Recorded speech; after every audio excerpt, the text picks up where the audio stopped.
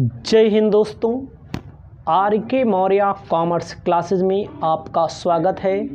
मैं राजकुमार मौर्य।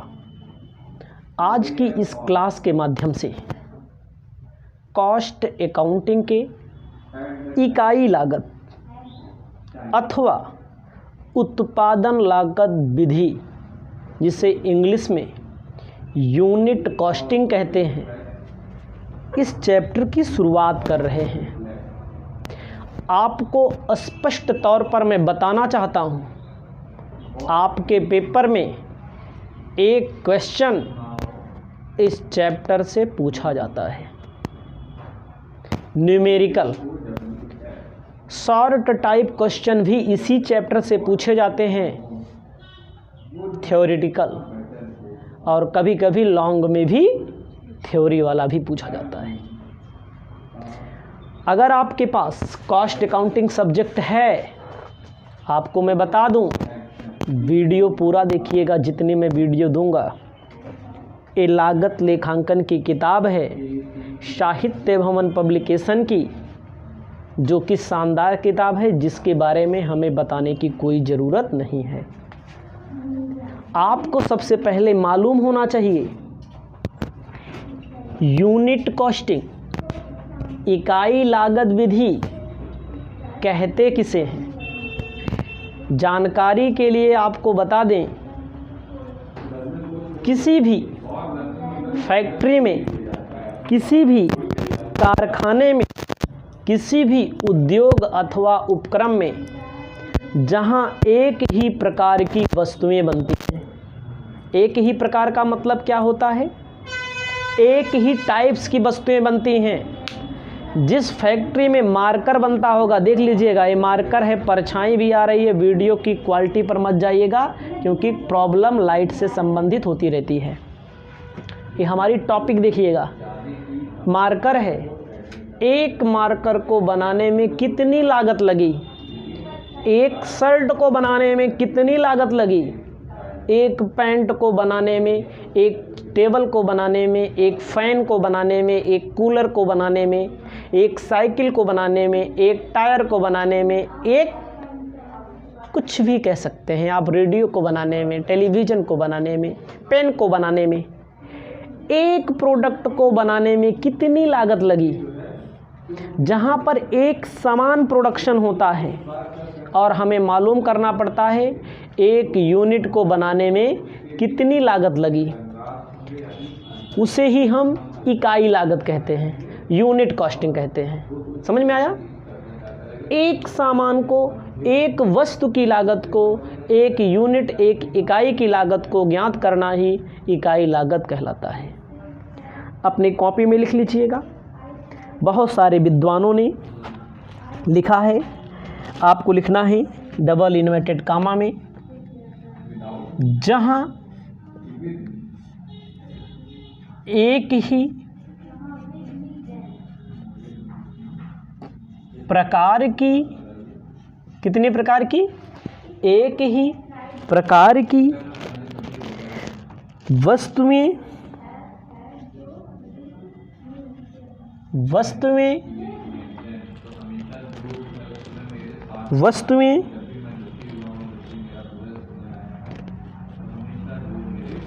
बनाई जाती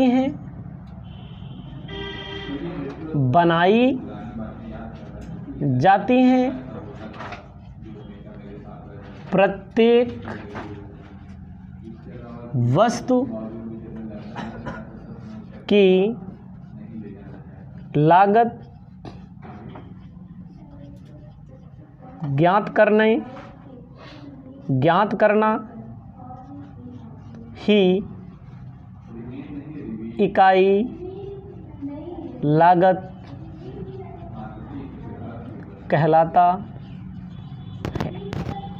जहां एक ही प्रकार की वस्तु बनाई जाए। समझ में आया?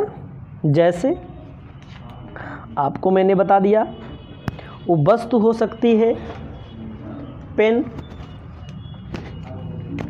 ना, पेन हो सकता है, शर्ट हो सकता है, पैंट हो सकता है, कुर्सी हो सकती है, कूलर हो सकता है, फैन हो सकता है इत्यादि आप अपने शब्दों में व्यक्त करके लिख सकते हैं।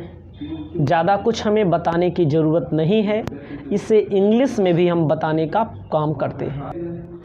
आपको ध्यान देना है, मैंने आपके सामने इंग्लिश में भी लिख दिया है, सिंगल और output costing system is used in business. Single और आउटपुट कॉस्टिंग उस बिजनेस में यूज किया जाता है जहाँ पर स्टैंडर्ड प्रोडक्ट बनता है, मतलब कोई प्रमापित उत्पाद बनता है, कोई एक प्रोडक्ट बनता है। Is turn out and it is desire to find cost of a basis unit of production, जहाँ पर एक यूनिट की कॉस्ट मालूम करना होता है। जैसे मैंने आपको एग्जांपल के तौर पे इसको इंग्लिश में भी लिख सकते हैं, आप हिंदी में लिख सकते हैं। हो गया। अब मैं आपको ज़्यादा थ्योरी नहीं घसीटूँगा, क्योंकि थ्योरी पढ़ोगे ज़्यादा तो थोड़ा दिमाग चट सकता है यहाँ पर, क्योंकि जो क्वेश्चन पेपर में आता है उसकी बात हम यहाँ करते हैं। हम आपको ले चलते हैं धीरे धीरे न्यूमेरिकल की तरफ ना।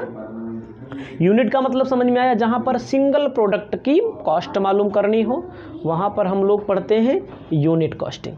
इसको अपनी कॉपी में इसका लिख लेंगे। अब आपको हम ले चलते हैं यूनिट कॉस्टिंग के जितने भी क्वेश्चन होंगे सबके फॉर्मेट को बताते हैं, ठीक है।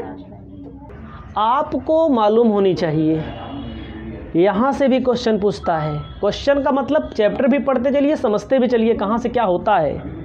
अपनी कॉपी में लिखिएगा आप कॉस्ट शीट, हिंदी में बोलते हैं लागत पत्र। आपको ध्यान देना है, आपके सामने कॉस्ट शीट लागत पत्र का नमूना मैंने बना दिया है। नमूना का मतलब स्पेसिमेन। पेपर में कभी कभी पूछता है कि आप अपने काल्पनिक आधार पे, काल्पनिक अंक का मतलब होता है एज्यूम्ड डिजिट को मान करके आप बनाइए, लेकिन वो जब पूछेगा तब आप लिख लेंगे। उसके पहले आप समझिए लागत पत्र बनाना है। हमें कोई सामान बनाना है, किसी वस्तु का निर्माण करना है भैया, तो हमको सबसे पहले क्या चाहिए? मटेरियल। क्या लगाएंगे? हमें मार्कर बनाना है तो क्या लगेगा? मटेरियल। शर्ट बनाना है तो क्या लगेगा? कपड़ा। कपड़े को क्या बोलेंगे? मटेरियल। बटन, धागा, इसे क्या बोलेंगे? मटेरियल। तो आपको अपनी कॉपी में लिख देना है सबसे पहले मटेरियल कंज्यूम्ड, हिंदी में प्रयुक्त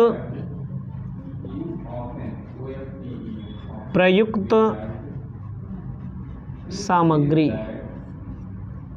सही है कि नहीं? सबसे पहले मटेरियल कंज्यूम लिखना है आपको। अच्छा बताओ, शर्ट ऐसे थोड़ी बन जाएगा, कपड़ा खरीद के लाओ बन जाएगा?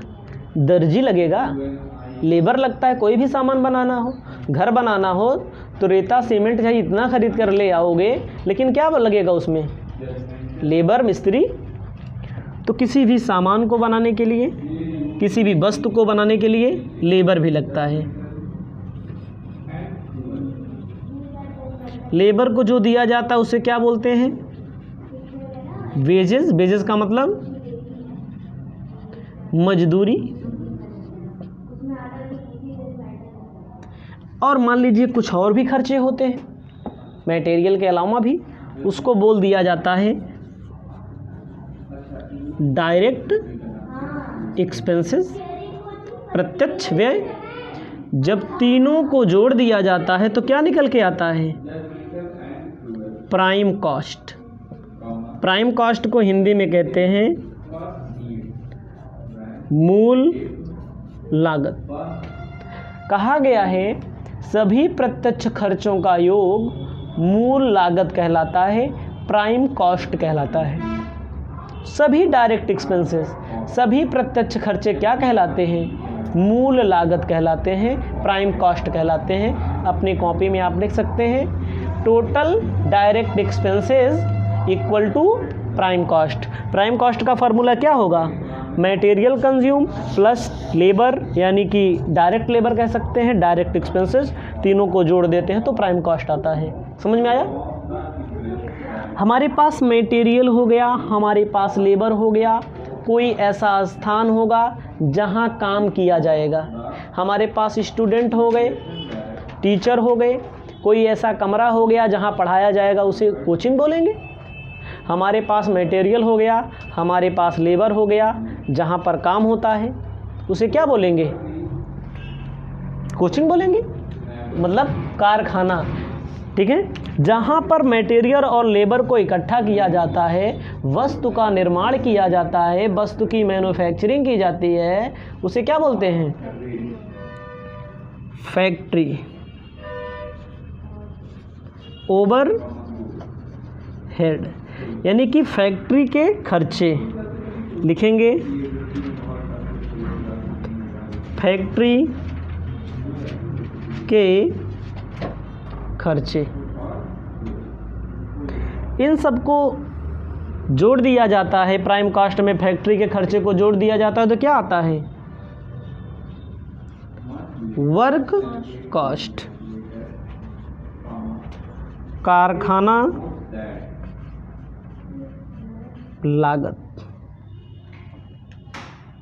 कारखाना में सामान बनेगा ना, जो सामान खरीदने के लिए आएंगे, जहाँ पर कंप्यूटर रखा होगा, अकाउंटेंट बैठेगा, जहाँ पर एसी लगी होगी, जहाँ पर कागज पत्रा रखा होगा, उसे क्या बोलेंगे?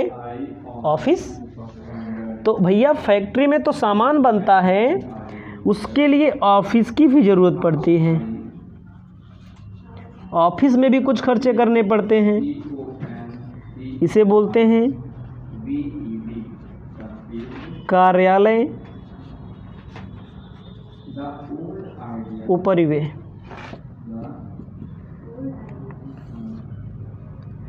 इसको बोला जाएगा कॉस्ट ऑफ प्रोडक्शन।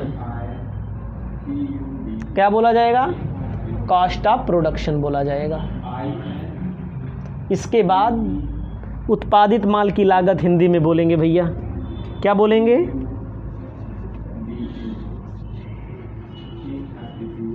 उत्पादित माल की लागत। याद रखिएगा, हमें कोई सामान बनाना है, हमें मटेरियल लगेगा, लेबर लगेगा, डायरेक्ट एक्सपेंसेस लगेगा, सभी को जोड़ देंगे, प्राइम कॉस्ट आ जाएगा। प्राइम कॉस्ट में फैक्ट्री के खर्चे जोड़ देंगे, वर्क कॉस्ट आ जाएगा। वर्क कॉस्ट में ऑफिस का कॉस्ट जोड़ देंगे तो कॉस्ट ऑफ प्रोडक्शन आ जाएगा। कॉस्ट ऑफ प्रोडक्शन में अभी सेलिंग भी जोड़ा जाएगा। ठीक है, सेलिंग भी जोड़ा जाएगा। आपको ध्यान देना है, कॉस्ट ऑफ प्रोडक्शन के बाद इसी के नीचे आप लोग लिखेंगे, हम यहाँ लिख दे रहे हैं, ठीक है, लिख लोगे ना, इसी के नीचे सिस्टम पूरा वही रहेगा। सेलिंग एंड डिस्ट्रीब्यूशन एक्सपेंसेस, किसे बोलेंगे हिंदी में? बिक्री एवं वितरण व्यय। बिक्री का मतलब होता है जैसे प्रचार प्रसार कराया जाएगा, सामान को बेचने से संबंधित, तभी तो बिकेगा। डिलीवरी वैन रखा जाएगा, गांव गांव घर घर पहुंचाया जाएगा, दुकान दुकान ना, उसका भी अपना चार्ज लगता है, जिसे क्या बोलेंगे? Selling and distribution. Selling and distribution को जोड़ने के बाद जो आता है उसे बोलते हैं टोटल कॉस्ट, कुल लागत बोला जाता है। कुल लागत में हम अगर फ़ायदा जोड़ देते हैं, फ़ायदा ऐड करने के बाद जो निकल के आता है उसे क्या बोलते हैं? सेलिंग प्राइस, विक्रय मूल्य। इसे आप अपनी कॉपी में पहले लिख लें। आगे सबको तोड़ते हैं, अभी इसमें तोड़ना भी है, कुछ नई नई चीज़ें अगर आपको मिल जाएंगी तो आप क्या करेंगे? भूलना नहीं, एक एक क्वेश्चन की काट निकाल देंगे। आपको ध्यान दिलाना चाहते हैं, आपका ध्यान आकर्षित कराना चाहते हैं कि आपने जब कॉस्ट शीट लिखा तो कॉस्ट शीट में सबसे पहले क्या लिखा आपने? मटेरियल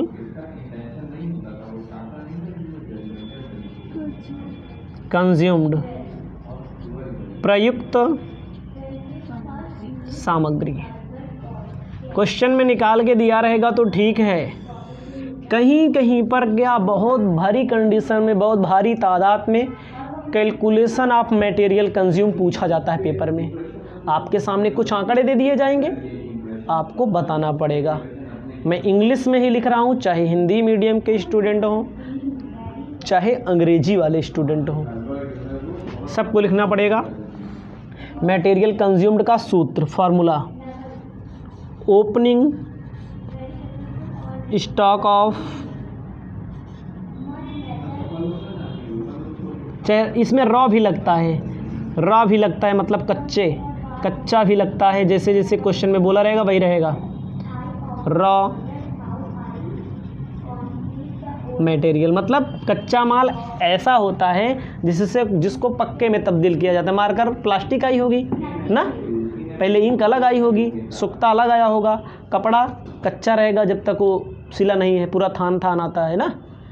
पक्का कब होता है? जब यूज कर दिया जाता है, यूज में लगाया जाता है। Opening stock of raw material में ऐड करना है purchase of raw material, plus he plus करते जाएंगे, कैरिएज ऑफ रॉ मटेरियल, मतलब कि जहाँ जहाँ से कॉस्ट बढ़ेगी उसको जोड़ेंगे, जहाँ जहाँ से कॉस्ट घटेगी उसको क्या कर देंगे? घटा देंगे। याद रखिएगा, परचेज करेंगे, कोई भी सामान हम परचेज करेंगे, हमारे पास पहले से है, प्रारंभिक रहतिया बोलते हैं, परचेज करेंगे, जोड़ेंगे, कैरेज देंगे, फ्रेट देंगे, वो चुंगी देंगे, कस्टम ड्यूटी देंगे, सबको जोड़ दिया जाता है। आपको ध्यान देना है, कोई भी खर्चा हो जहाँ जहाँ से कॉस्ट बढ़ेगी उसको ऐड कर देंगे, लेस कर देंगे। Closing stock of raw material,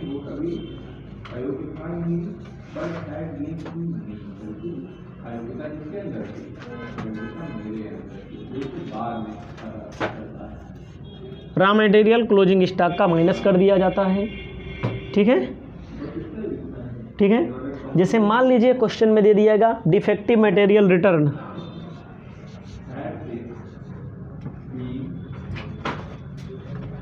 material return, अगर कोई डिफेक्टिव मतलब ख़राब मटेरियल है उसको वापस कर दिया जाए, या क्वेश्चन में बोल रहा है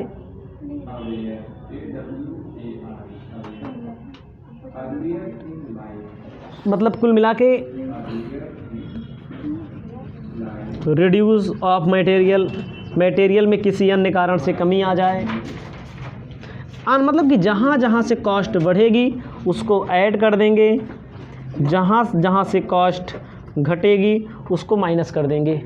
याद लिख लीजिएगा, याद रखिएगा, जहाँ जहाँ से कॉस्ट बढ़ेगी उसको प्लस कर लेंगे, जहाँ जहाँ से कॉस्ट घटेगी डिक्रीज़ होगी उसको माइनस कर लेंगे। जो निकल के आएगा क्या आएगा? मटेरियल कंज्यूम्ड, प्रयुक्त सामग्री लिख लेना। याद रखना, closing stock of raw material, defective material return, reduce of material, loss हो जाता है कभी कभी आग लगने से, कभी कभी पानी बरसने से, कुछ भी हो सकता है। ठीक है, आपको सीधा पहुंचना है प्रॉफिट के बारे में। प्रॉफिट के फॉर्मूला होते हैं, प्रॉफिट मतलब लाभ का फॉर्मूला होता है, फॉर्मूला होता है लागत पर एट कॉस्ट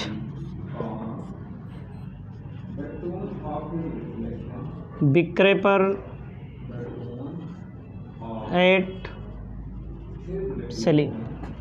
मतलब कि क्वेश्चन में एक फ़ायदा दे देगा निकालने के लिए लागत मूल्य पर, एक आपको दे देगा विक्रय मूल्य पर फ़ायदा निकालने के लिए सेलिंग प्राइस पे। फार्मूला होगा profit equal to total cost into percentage upon 100 total cost into percentage upon 100 minus percentage, इतना लिख लीजिए। इसके बाद से पहली नंबर क्वेश्चन से पढ़ाया जाएगा।